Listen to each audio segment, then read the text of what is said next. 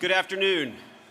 It is my honor to welcome everyone to the Community Foundation of Abilene Annual Luncheon. My name is Sam Vinson, and I am honored to serve as the Foundation's board chair. Before we begin to hear about the impact the Community Foundation and its donors have made in our community, please join me for an invocation from one of our founding board members, Phil Moorhead. Phil.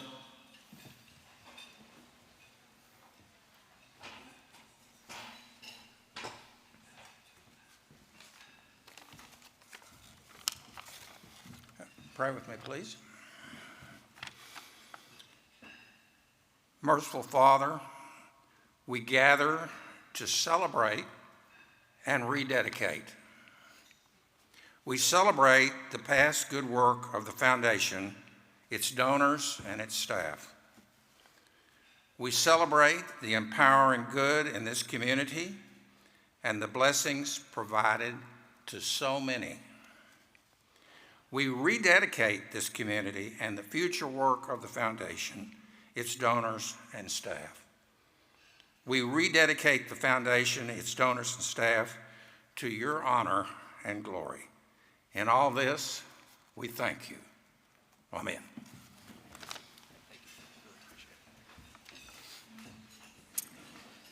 Thank you, Phil. Welcome, everybody. In honor of Veterans Day yesterday, I would like to recognize our military members. If you currently serve or have ever served in any branch of the military, will you stand and please be recognized?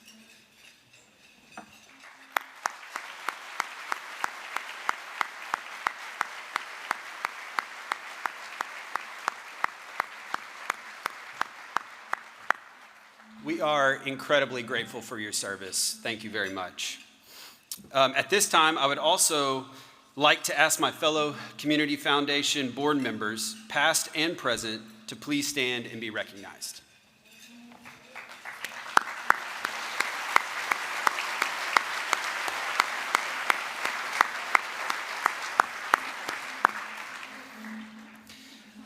I am honored to serve as the board chair during this important time for the Foundation. Through every season, the Foundation remains steadfast, committed to serving, to supporting, and to helping others meet those needs with compassion and purpose. Under the leadership of Katie and her dedicated team, the Foundation has continued to advance this mission. They've developed new funds and initiatives that strengthen our financial stability and expand our capacity to make a lasting impact. Today's luncheon celebrates that work, a tribute to vision, collaboration, and the ongoing efforts that shape our community for the better. We are truly grateful for your support and for your presence here today. As we reflect on the Foundation's accomplishments and look ahead to the opportunities ahead, please help me welcome to the stage Katie, who will introduce today's program.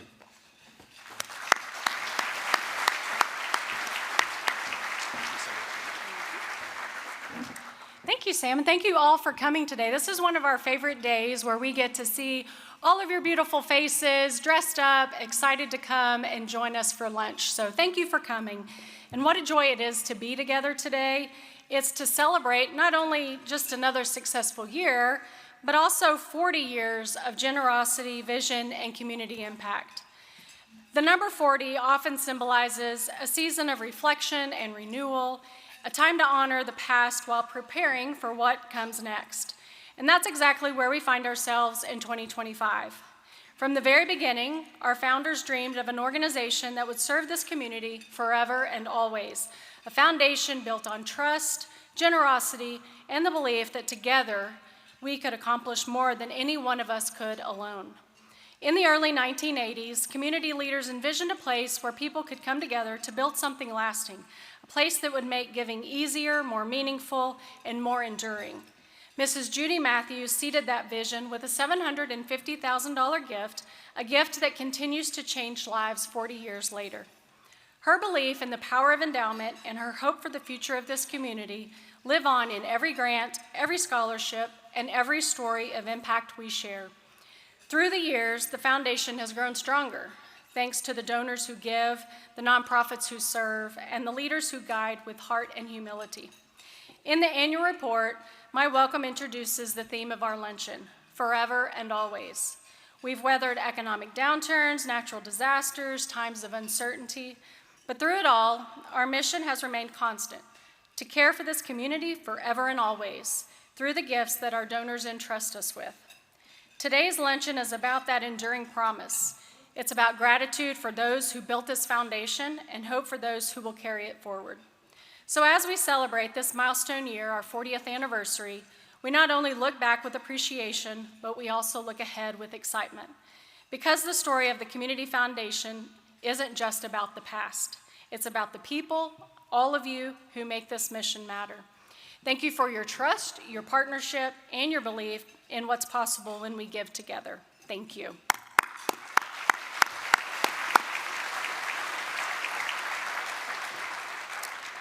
Usually, this is when we hear stories about impactful grant making or a scholarship recipient, but with it being our birthday and all, we had another idea in mind.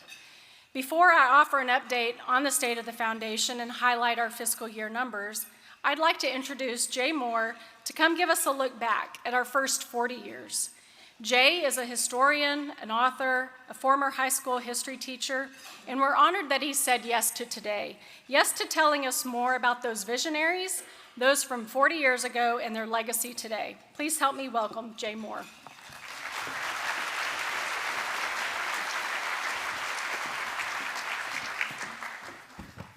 "40 years. I know where I was 40 years ago tonight. I was at Blockbuster. She did mention that I was a teacher. I taught at Abilene High for 30 years, and it's always gratifying to come to an event like this because I see so many former students who are now bankers and accountants and lawyers and doctors, and I just have to say, as their former teacher, I'm so disturbed. I cannot believe they're in charge of anything. But I have been asked to give the foundation's history today. And by the way, these are the present board members. For those of you with your back to the screen, you're going to have to eat pretty fast. But I thought I would illustrate the growth of the foundation using some bar graphs and pie charts, but that's about as boring as the Dallas Cowboys football game. So instead, I looked up the high school yearbook photos of these people that you see up here now. I think that's more interesting and would keep you off your phones. So if you are up there now, this may be the time you would like to go to the restroom.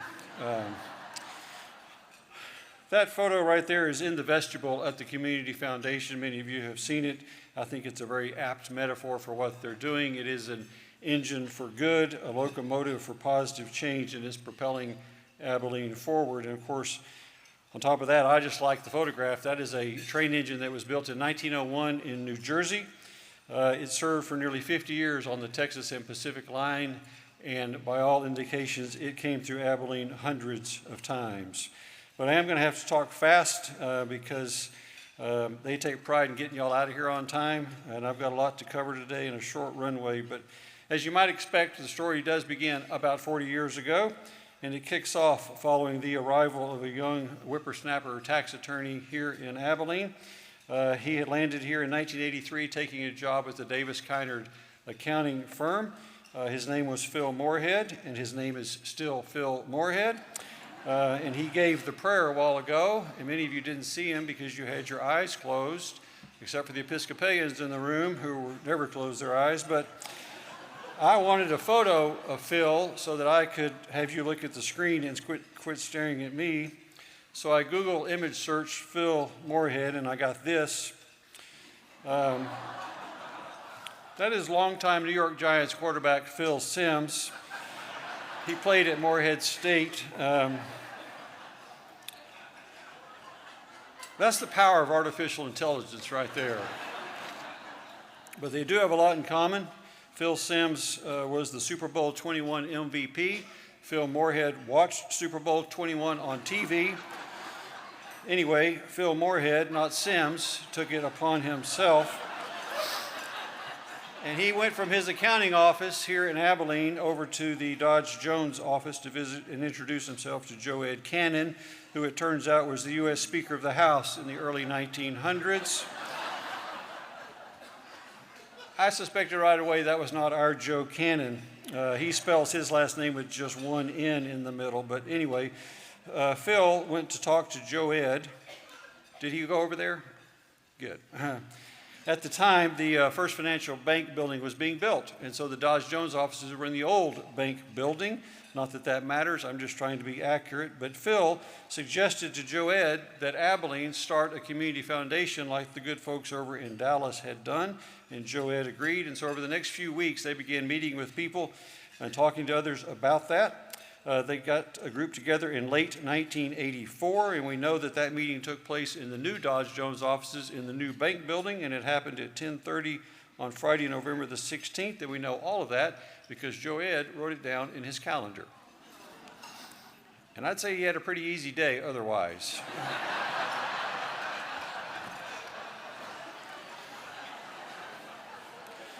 Joining Phil and Joe Ed for that meeting was an Abilene native and our most recent mayor at the time, Elbert Hall. Also there was Dr. Jesse Fletcher, the Hardin Simmons president, who was serving as that year's United Way chairman, and Larry Gill, the Dodge Jones grant administrator. Of course, at the time of that meeting, these fellows were much younger than shown here, so I needed to find pictures of them from 1985, but I had already wasted so much time photoshopping Phil's head onto Phil Sims' body that I did not have time to do that. So, like any modern historian, I asked ChatGPT to erase some years off their life, and this is what I got. So I made some time, and I found these pictures. They are from 1985. They were in the newspaper. I know some of y'all remember the newspaper. This group served as kind of an unofficial steering committee for the project, and they invited others to join their effort. And an expanded group and an expanded conversation took place over lunch on a Tuesday in February 1985 as they gathered at the Petroleum Club on the 20th floor of what we now call the Enterprise Building. And by April of 1985, the Community Foundation of Abilene had been chartered, and the bylaws had been written, and the board was named. Just for perspective, at the time, Katie Alford was 8 years old. Now, I take pride in being able to read my audience, and right about now, some of you are thinking, gosh, I forgot about the Petroleum Club. I wonder when that closed. And the rest of you are thinking, I can't believe he made light of Joe Ed and Phil. And I'll have to get back to you on how that went over, okay? But named to that initial board were the 5 guys who had been investigating the possibility, and they were joined by Harwell Barber, Jane Beard, Peggy Beckham, Tucker Bridwell, Bynum Myers, Frank Puckett, Dr. Jack Ramsey, John Shelton, Dr. John Stevens, and Bill Wright. And the group elected Elbert Hall as the first board chair, and Phil was named as the treasurer. And there's little doubt, though, that this fledgling enterprise would have had difficulty gaining momentum had it not been through a founding gift, a gift that bestowed the Community Foundation with a head of steam. That gift came in November of 1985 from the Dodge Jones Foundation following a commitment by Judy Matthews, who approved a grant for $500,000. Of course, in their typical fashion, it was given anonymously, or it was anonymously until right about now. And just weeks later, the Dodge Jones Foundation wrote a second check for $250,000. Combined, that $750,000 was among the largest gifts that they had given to that date. But it became the coal to provide the steam for the Community Foundation, and it actually was not anonymous because it was reported in the newspaper at the time. And it was Treasurer Phil Moorhead who wrote the thank you note. And in order to save the Community Foundation the cost of a stamp, he handed the note off to Joe Ed at the elevator at the bank. I actually made that part up, but I worked so hard on that one slide, I hated not to use it. But with the charter approved and the seed money in hand, the next step was to find somebody to engineer and to grow the effort. And so Elbert Hall assigned that task to Dr. Fletcher, and Peggy Beckham, and Frank Puckett. And they wasted no time. This ad here appeared in the newspaper just days later, and the call was extended nationwide. There were more than 60 applicants. Within weeks, the committee had narrowed their selection to just 3. And they ultimately zeroed in on someone here in our own backyard, a local professor. They unanimously recommended McMurray University economics professor Dr. Nancy Dark, who would later become Dr. Nancy Jones. The board elected her in March of 1986, and she began full-time in June when the semester was over at McMurray. Nancy was relatively new to Abilene, She is a native of Fairbanks, Alaska, and she had lived in San Francisco as well as in Southern California. She graduated from high school in Escondido, California, 2 degrees from UCLA and a doctorate from the University of Kentucky. And you're probably wondering, did I find her high school picture? E for Escondido. I gotta say, Nancy, I would have had a crush on you in high school. You're cute. And right about now, Katie Alford is real nervous. These people should be nervous as well. Because you know, Sam Vincent was up here earlier, and you look at Sam and Jay Hardaway, both handsome guys today, both happy, but historically, have they always been handsome and happy? And I think that settles the question right there. But the Community Foundation of Abilene opened their office there on the 7th floor of the Enterprise Building, and Nancy started with a staff of just 2 people, and they set out to let Abilene know just what a community foundation did, what it was, and how they could grow that. And following a year of that, with Nancy leading the effort, they held the very first of these annual lunches in the summer of 1987. And just to be clear, the charter was in 1985, 40 years ago, thus today being the 40th anniversary. Nancy started in 1986, so next year will be 40 years since she opened the office. The year after that, 2027, will be the 40th anniversary of the annual luncheon, giving us another chance to have a 40th celebration at that time too. But the first luncheon took place at the Petroleum Club. Tickets were $10. Around 150 people attended. Some of you were there. At that luncheon, it was Harwell Barber, who was the second board chair, and he reported on the growth. He said that the foundation had grown from that initial $750,000 to $1.7 million and was quickly closing in on $2 million. And by the way, the Petroleum Club closed in 2000 after opening in 1949, and that's some trivia you did not expect to leave with here today. But the highlight of that lunch was Peggy Beckham announcing that $18,000 had been given. Also, they announced that there was a 25-member advisory committee, and I would leave that up there for you to read, but it's too small and you're not on it anyway. So Peggy handed out checks to Meals on Wheels, the Boy Scouts, Big Brothers Big Sisters, Men to Child, and Junior Achievement. And she admitted that it was a small start, but she also predicted that it would grow and that it would do so exponentially, and of course she was right. This past year's grants have amounted to more than $28 million, some 1,500 times what they were in 1987.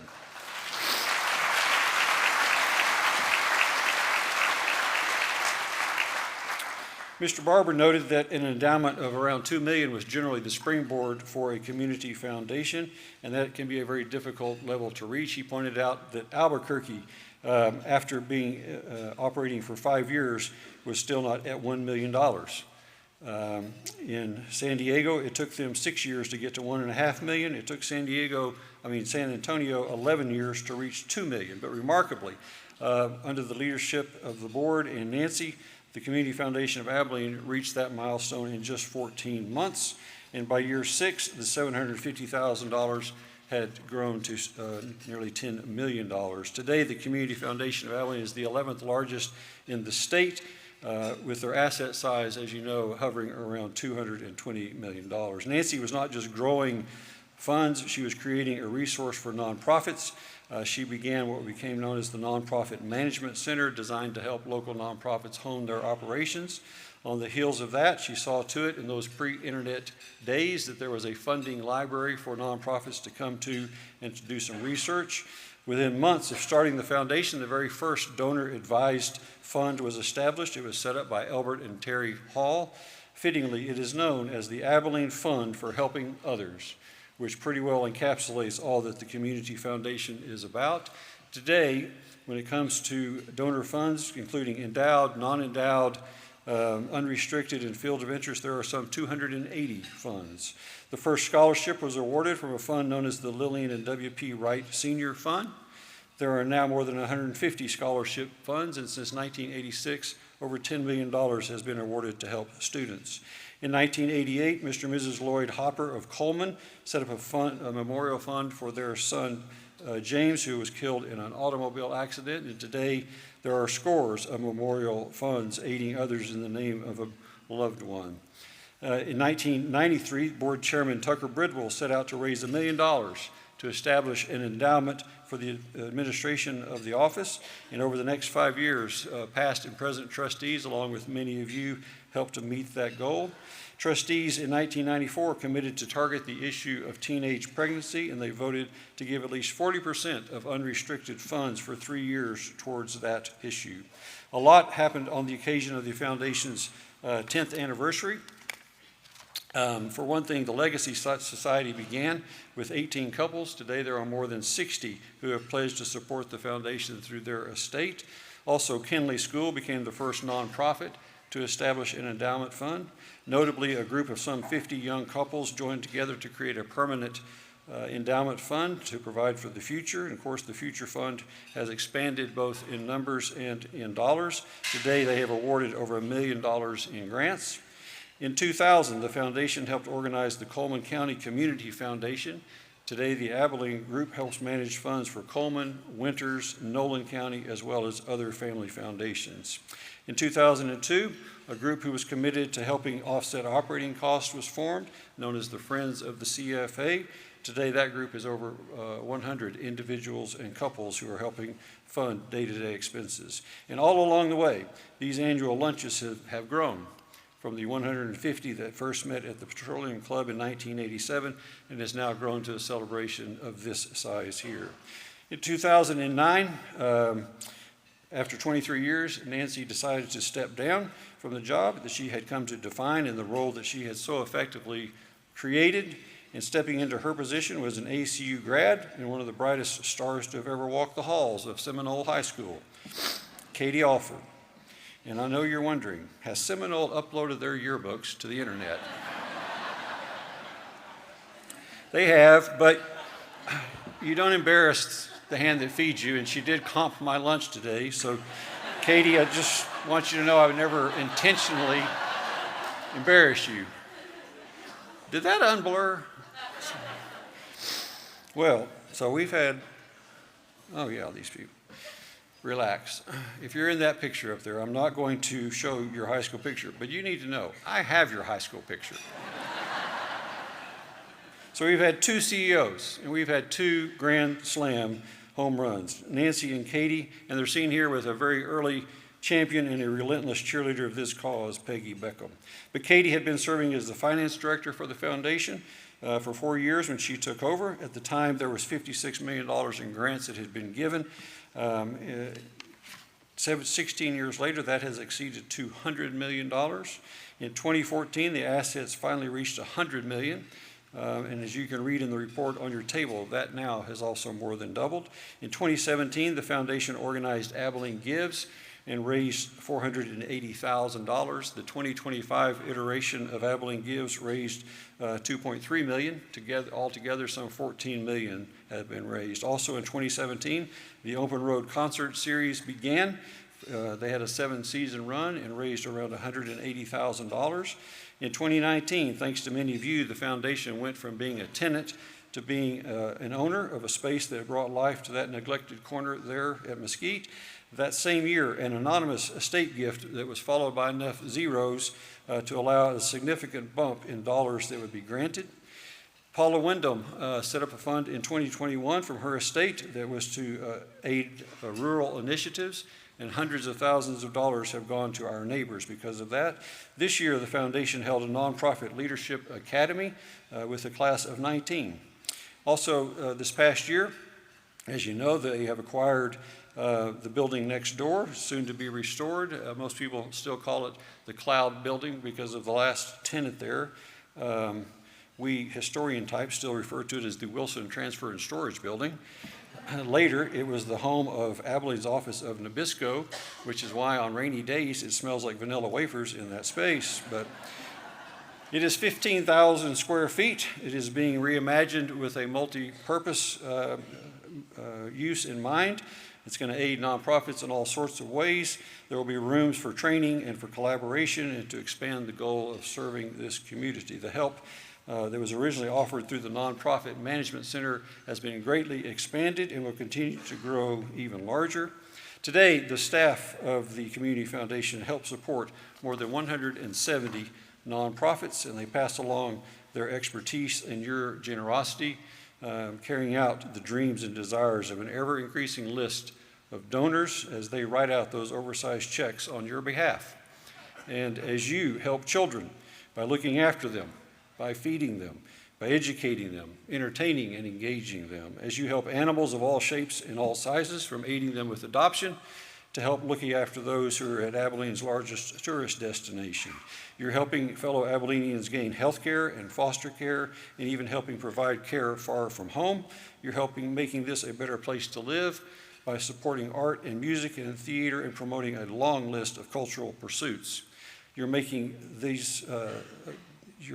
it possible to meet basic needs, to feed the hungry, to provide homes, to help those who are looking to help themselves, and helping those whose lives have been disrupted, sheltering the vulnerable, protecting those who need crisis care and victim care, and even helping those with end-of-life care, as well as helping those facing challenges that arise very suddenly and need our help quickly. You're offering scholarship dollars to promote the education of others, and oftentimes that is done in the memory of one of your loved ones. Today, you, of course, are the momentum of the Community Foundation. That picture that they have in the office there, that train, by the way, was originally number 316. It was a Texas and Pacific train. It was sold to the Paris and Mount Pleasant Railroad, but it was given to us as a gift. It was given on our Diamond Jubilee in 1956. Lifelong Abilenian Ruth Jones had engine number 316 refurbished, repainted, and renumbered. It was numbered 75 for Abilene's 75th birthday, and it was named the City of Abilene. It was parked or on display at Rose Park, where today is Safety City, and I know that many of you remember it there. But that photo in the foundation office is of that engine as it was being refurbished in 1956 at the TMP yard over in Fort Worth.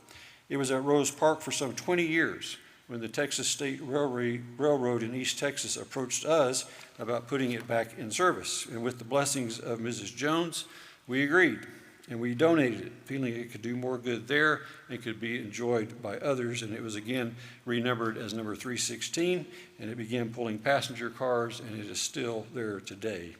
I like the fact that we took something that we owned and something that we looked after and that we tended to for a long time and gave it to a new use, which to me is exactly what you're doing through the Community Foundation. Your money is being given a new purpose. Of course, Mrs. Jones's son was a boy named Dodge Jones, who died young, and it would be her daughter who 40 years ago this coming Tuesday issued the first check from the Dodge Jones Foundation, a check to gain momentum for the Community Foundation, to set it on a course for doing good. I think we're extremely fortunate people. In fact, for every 100 people on this planet, 96 of them do not live in the United States. You're in that lucky 4%. And of all 50 states, somehow you wound up in Texas. Not only Texas, but the friendly part of Texas. And of all the cities and towns and hamlets and villages you could have lived in, you're in Abilene, which is 1% or half of 1% of the state's population. And on top of all that good fortune, on this November Wednesday, you find yourself in this room, part of a group striving to create a positive difference here. I don't think any enterprise in this town is more aptly named than the Community Foundation of Abilene. A community of donors who have been standing on a strong foundation, a community whose wishes will echo beyond you and well beyond your years. We are simply the present community enjoying and building on a foundation laid by others who loved this place. Our parents did, our grandparents, and even farther back than that. They started churches, they created colleges here, they built a hospital, they gave their time and their money to improve Abilene. They promoted art and music and athletics. In fact, they passed bonds to create lakes and a new courthouse, a coliseum, a zoo, a football stadium, an airport, and even 55 years ago, they created this very room that we're sitting in. But they marshaled their own destiny. They played their part. And in short, they laid a foundation. Of course, over time, an earlier generation slowly steps away and the role is passed on to a new group, to an extended community. And their legacy should and does compel us to do likewise, to help students further their education, to advance art and music and culture, to pay homage to a mother or a father, a brother or sister, a son or a daughter by helping someone else's loved one receive health care, receive counseling, receive food, receive a chance to escape abuse or addiction, to receive hope and to build a better life, in short, to gain a lifeboat. And in just a few minutes, you're going to walk out of here. And just as you did when you walked in here, you're going to see people that you have known for a long time. And you're going to shake hands, and you're going to hug, and you're going to visit. Some of these people you went to school with. Some of them you now go to church with, or you coached kids with. You served on boards with, and you've promoted causes and charities alongside of them. You have helped grow our hometown. You are a community. You are handing out hope in Abilene, building that 40-year foundation that was started back in 1985. May it be so forever and always.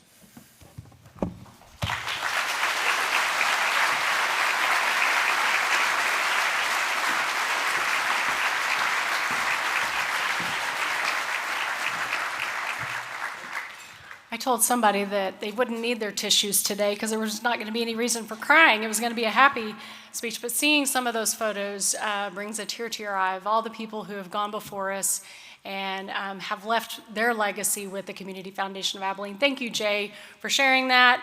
And just know there's no telling what pictures there are of you out there on the internet, because I had no idea that one still existed. And sorry to those of you who your photos got dug up.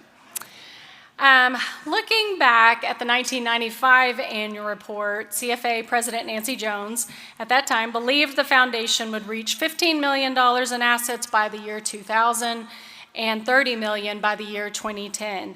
Nancy's vision would be realized, but only much sooner. As you can see from the slide, our asset growth over the last 40 years has really accelerated, and Jay talked a little bit about this in his talk. You can see that the 30 million milestone was reached in 2000, while Nancy was actually still at the foundation. Our total assets to end this last fiscal year in June 30 were more than $219.6 million, providing greater impact to the vital nonprofit organizations the foundation supports. As you can see on the next slide, we awarded more than $28.8 million in grants and scholarships during this last fiscal year, a record year for us in grant making. The organizations we grant to are strong and vibrant and are the cornerstone of philanthropy. When nonprofits operate with excellence, they can respond more effectively to challenges. We're committed to strengthening the nonprofits, especially in our capacity to offer grant opportunities and resources throughout the year. Thank you to all of our donors who make this grant making possible. And the team bringing together our generous donors and worthy causes, also making what we do possible. I think you've already seen this photo, but this is our CFA team. When members of our team, please stand so we can give you a round of applause and thank you for your work.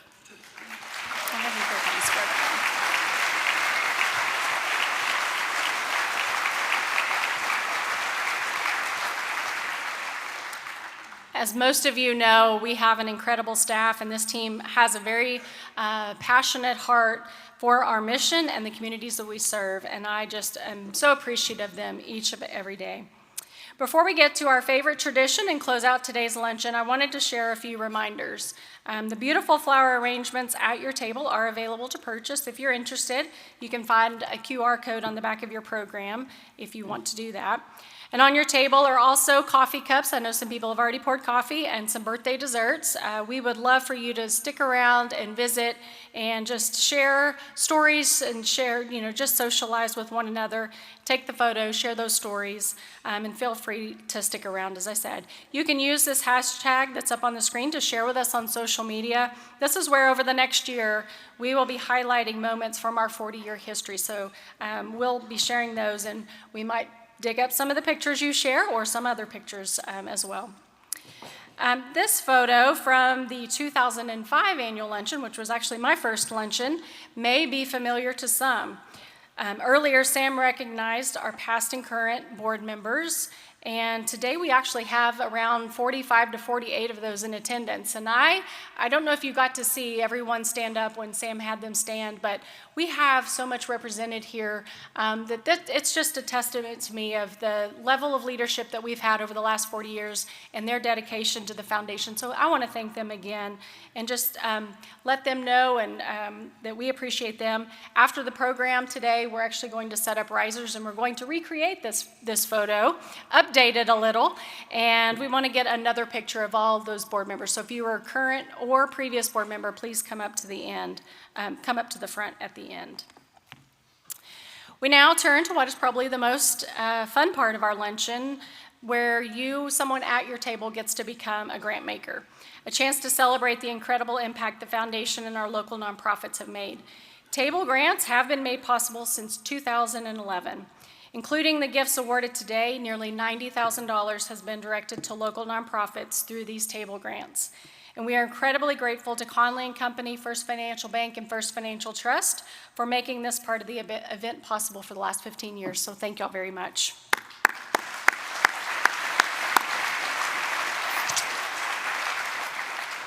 So if you're the winner at the table, you get to select the nonprofit that you want to make that grant to. And if you don't know who you might want to give that grant to, Nonprofit Compass is a website that we have, nonprofitcompass.org, where it's a fully searchable online directory of nonprofits in our region.